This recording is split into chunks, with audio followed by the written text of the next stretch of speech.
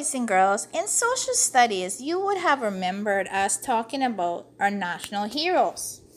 One of our national heroes is Mr. Thomas William Farrington.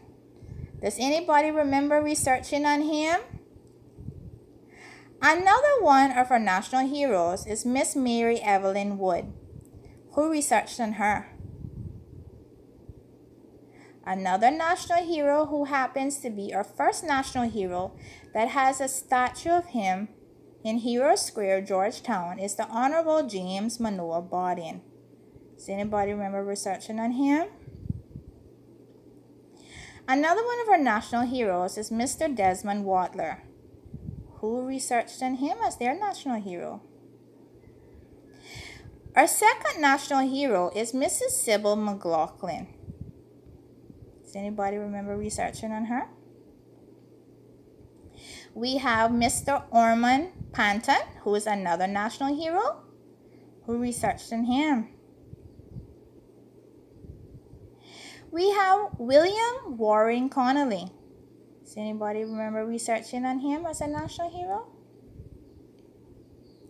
And we have another Miss Sybil, but her name is Mrs. Sybil Hilton. She's also another national hero. Anybody remember researching her?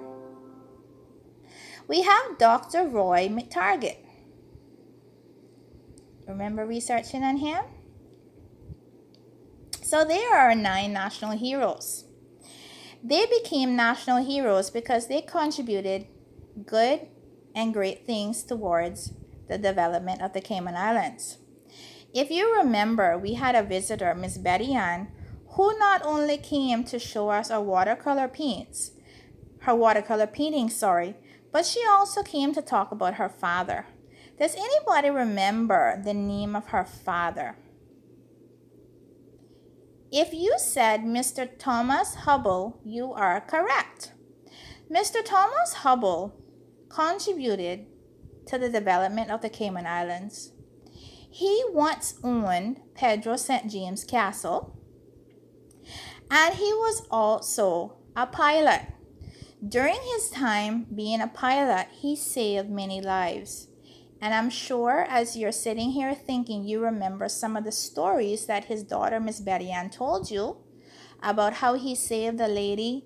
He picked up a lady in Cayman Brac on his plane, and he flew her to Grand Cayman when there was no lights on the runway, so the people had to use lamps. And you might also remember her telling you about the time when he swam to save people who were shipwrecked. But unfortunately, Mr. Thomas Hubble died in a plane crash.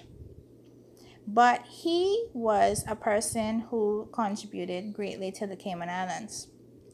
A few weeks ago, you did some research on Sir Vaso Johnson. And we learned that Sir Vaso Johnson was named the first knight of the Cayman Islands.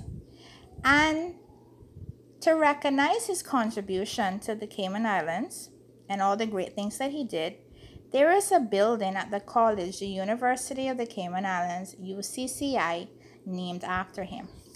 Well, today, you're going to do a little more research from me about someone who made a great contribution to the Cayman Islands. Her name, and I'm going to type it here so that you can see it, is Long Celia. Okay, let me type it so that I can put it on the screen for you to see. So Long Celia, there we go. If you can see it, my screen's a little blurry, sorry about that. But her name is spelled Longcelia, Long Celia.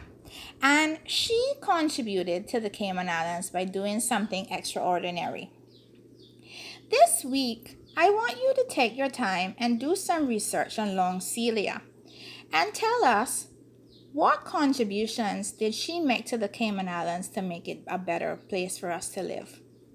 She actually has a very interesting story. While I was reading up on her, I was very intrigued by it. So I hope you enjoy and are fascinated by the facts about Long Celia.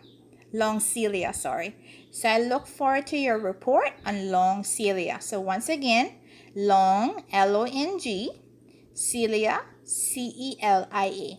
So good luck, and I look forward to reading your reports.